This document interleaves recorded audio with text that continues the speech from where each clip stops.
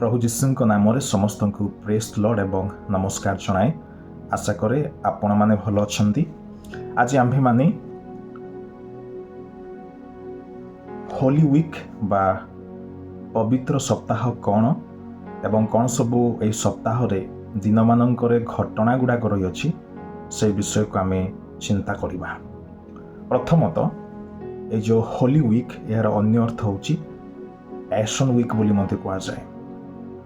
ପବିତ୍ର ସପ୍ତାହ ବା ଦୁଃଖ ଭୋଗ ସପ୍ତାହ ବୋଲି ମଧ୍ୟ ଏହାକୁ କୁହାଯାଇଥାଏ। ଆମେ ଏହି ସପ୍ତାହରେ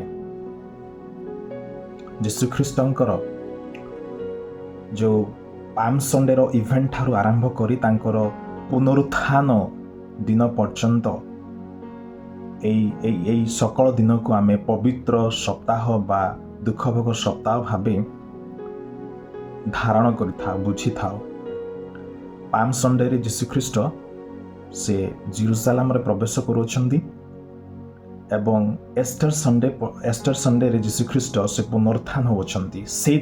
ସେ ଦିନ ପର୍ଯ୍ୟନ୍ତ ଏ 7ଟି ଦିନକୁ ପ୍ରମୁଖ ଦିନ ଅଟେ। ଏହା ବହୁମୂଲ୍ୟ ଏବଂ ଏକ ଡିଫରେଣ୍ଟ ପାଇଭୋଟାଲ ଡେସ୍ ଗୁଡ଼ାକ ଅଟେ ଆମ୍ଭମାନଙ୍କ ପାଇଁ। ତ ଏଇ ବିଷୟକୁ ଆମେ ଆଲୋଚନା କରିବାକୁ ଯିବା। କେତେକ କି ଇଭେଣ୍ଟସ୍ ଗୁଡ଼ାକ, ମୁଖ୍ୟ ଘଟଣା ଗୁଡ଼ାକ କ'ଣ କ'ଣ ସବୁ ଘଟିଥିଲା ଏ ବିଷୟକୁ ଆମେ ଆଲୋଚନା କରିବା। ପ୍ରଥମ ହେଉଛି, ଆମେ ଜାଣୁ ସମସ୍ତେ ଯାହାକୁ କି ପାମ୍ ସଣ୍ଡେ ବୋଲି କୁହାଯାଏ, ଖଜୁରୀ ରବିବାର ଦିନ। ସେଠାରେ ଆମେ ଜାଣୁଛୁ ଯେ ଯୀଶୁଖ୍ରୀଷ୍ଟ ଜେରୁସାଲେମରେ ପ୍ରବେଶ କରୁଅଛନ୍ତି। ସମାରୋହରେ ଲୋକମାନେ ତାଙ୍କୁ ଆଉ ସ୍ୱାଗତ ସମ୍ବର୍ଦ୍ଧନା ଜଣାଉଅଛନ୍ତି। ଲୋକମାନେ ଆପଣା ହସ୍ତରେ ଖଜୁରୀ ବାହୁଙ୍ଗାକୁ ଧରି ହୋସାନା ବୋଲି କହି ସମ୍ବର୍ଦ୍ଧନା ଜଣାଉଛନ୍ତି। ଆଉ ଯୀଶୁଖ୍ରୀଷ୍ଟ ଗୋଟିଏ ଗଧ ଉପରେ ବସି ଜେରୁସାଲେମକୁ ଯାତ୍ରା କରୁଅଛନ୍ତି। ଇତ୍ୟାଦି ଇତ୍ୟାଦି ଘଟଣା ମାନ ରହିଅଛି, ଯାହାକୁ କି ଆମେ ପାମ୍ ସଣ୍ଡେ ବୋଲି କହୁ। ଆଉ ପ୍ରତ୍ୟେକଟି ସୁସମାଚାରରେ ଏହା ଉଲ୍ଲେଖ କରାଯାଇଅଛି। ଆଉ ପବିତ୍ର ସୋମବାର ଦିନ ହୋଲି ମଣ୍ଡେ, ଏହି ଦିନରେ କ'ଣ କ'ଣ ସବୁ ଘଟଣା ଘଟିଥିଲା ସେ ବିଷୟରେ ମଧ୍ୟ ଆମେ ଆଲୋଚନା କରିବା। କୁହାଯାଏ ବା ବାଇବେଲରେ ଉଲ୍ଲେଖ କରାଯାଇଅଛି କି ଯେ ଏହି ହୋଲି ମଣ୍ଡେରେ ଯୀଶୁଖ୍ରୀଷ୍ଟ ମନ୍ଦିର ପରିଷ୍କାର କରୁଥିଲେ ଏବଂ ମନ୍ଦିରରେ ମୁଦ୍ରା ବ୍ୟବସାୟୀକାରୀ ମାନଙ୍କର ସମସ୍ତ କାର୍ଯ୍ୟକୁ ସେ ନିଷେଧ କରିଥିଲେ। ସମସ୍ତ ଲୋକମାନଙ୍କୁ ସେ ଏଡ଼ାଇ ଦେଇଥିଲେ ଏବଂ ତା ପରବର୍ତ୍ତୀ ପର୍ଯ୍ୟାୟରେ ସେ ଆଶ୍ଚର୍ଯ୍ୟ କର୍ମମାନ ମଧ୍ୟ କରିଥିଲେ ବୋଲି ଆମେ ଦେଖିବାକୁ ପାରୁଅଛୁ ବାକ୍ୟରେ। ଏହା ଥିଲା ଘଟଣା। ଏବଂ ପବିତ୍ର ମଙ୍ଗଳବାର ଦିନ ହୋଲି ଟ୍ୟୁଜଡେ କ'ଣ ସବୁ ଘଟଣା ଗୁଡ଼ାକ ରହିଥିଲା ସେ ବିଷୟରେ ଆମେ ଆଲୋଚନା କରିବା। ଏହି ଦିନରେ ଯୀଶୁଖ୍ରୀଷ୍ଟ କଣ୍ଟିନ୍ୟୁ ଟିଚିଂ ଦେଉଥିଲେ, ପାରାବୁଲ୍ ମାଧ୍ୟମରେ, ଉପମା ମାଧ୍ୟମରେ ଏବଂ ଫିଗ୍ ଟ୍ରି ଡିମୁରି ବୃକ୍ଷର ପାରାବୁଲ୍ର ଶିକ୍ଷା ମଧ୍ୟ ସେ ଲୋକମାନଙ୍କୁ ପ୍ରଦାନ କରିଥିଲେ। ଏହି ଦିନମାନଙ୍କରେ ଯୀଶୁଖ୍ରୀଷ୍ଟଙ୍କର କର୍ତ୍ତୃତ୍ୱ ଏବଂ ଧାର୍ମିକ ନେତାମାନଙ୍କ ସହିତ ସେ ମୁଖାପେକ୍ଷା ହୋଇ ସେମାନଙ୍କ ପ୍ରତି ତାଙ୍କର ବିରୁଦ୍ଧକୁ ପ୍ରଜ୍ୱଳିତ କରିଥିଲେ। ଏବଂ ହୋଲି ୱେଡନେସଡେ, ପବିତ୍ର ବୁଧବାର ଦିନ, ଯାହାର ଅନ୍ୟ ଅର୍ଥ ହେଉଛି ସ୍ପାଇ ୱେଡନେସଡେ ବୋଲି କୁହାଯାଏ। ଆଉ ଏହି ଦିନରେ କ'ଣ ଘଟଣା ଘଟିଥିଲା ମାନେ ଜିହୁଦା ଇସ୍କାରିଓଟ ସେ ଯୀଶୁଙ୍କୁ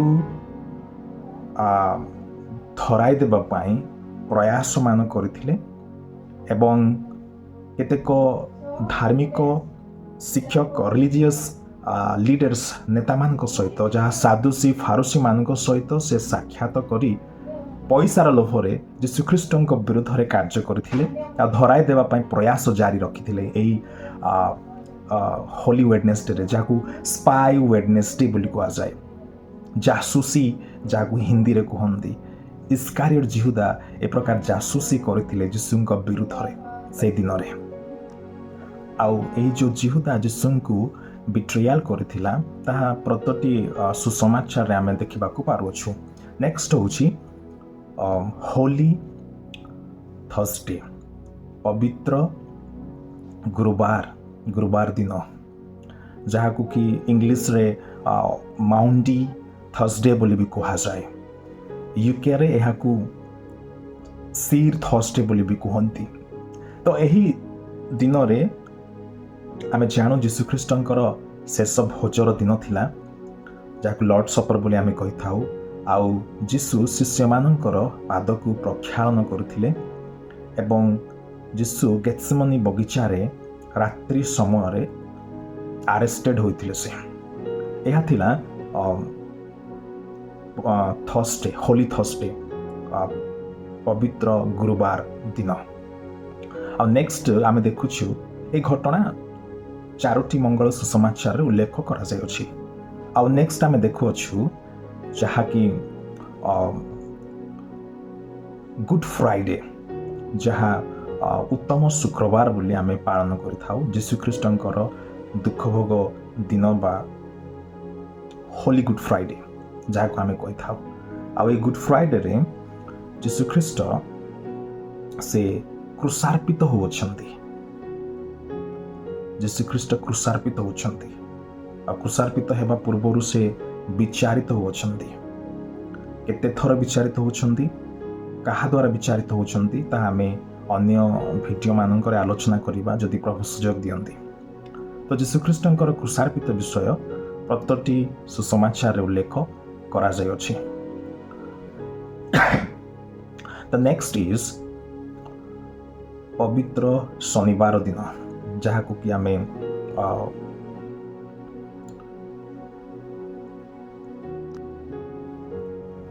होली सैटरडे बोली कहि थाउ। ए दिनर घटना यह जे जीशु ख्रीष्ट से कबर साई होछंती समाधिस्थ होछंती।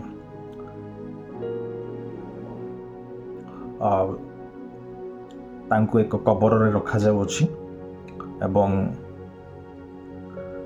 ए दिन रे आम्भे माने क्रिश्चियन लोक माने क्वाइट मूवमेंट डे बोली कहा जाए। आमे नीरवता रही थाउ अपेक्षा करि थाउ पुनरुत्थान को। अनेक अनेक घटना जहाँ जदि बाइबल रे आमे पठन करू अनेक विषय घटना सब घटी अछि एही पवित्र सैटरडे रे होली सैटरडे रे। आ शेष लास्ट डे शेष दिन होछि जहाँ एस्टर संडे जहाँ को आमे पुनरुत्थान दिन बा पुनरुत्थान रविवार बोली कहि थाउ। आ दिन रे आमे जानुछु जीशु ख्रीष्ट मृत्युर तृतीय दिन पर से उत्थापित होउछंती। से मृत्युरु उत्थापित होउछंती जहाँ दर्शाई थाए जीशु ख्रीष्टंकर विजय मृत्यु पर एवं पाप पर से विजय होई उठी अछंती ए विषय को दर्शा जाई थाए। तो एहा थिला सात दिनर 7 प्रकार घटना गुड़ाक। ए 7 दिन को आम्भे माने पैशन वीक बा होली वीक बोली कहि थाउ बा जीशु ख्रीष्टंकर शेष सप्ताहर दिन बोली मध्य केतेक कहंती। तो अनेक विषय गुड़ाक रही अछि किंतु समयर सापेक्ष हेतु आमे लाइक आउटलाइन स्टडी करि अछु। तो आशा करे आपण किछि शिक्षा प्राप्त होई अछंती। प्रभु आपण माननकु आशीर्वाद प्रदान करंतु। समस्तंकु प्रेज द लॉर्ड।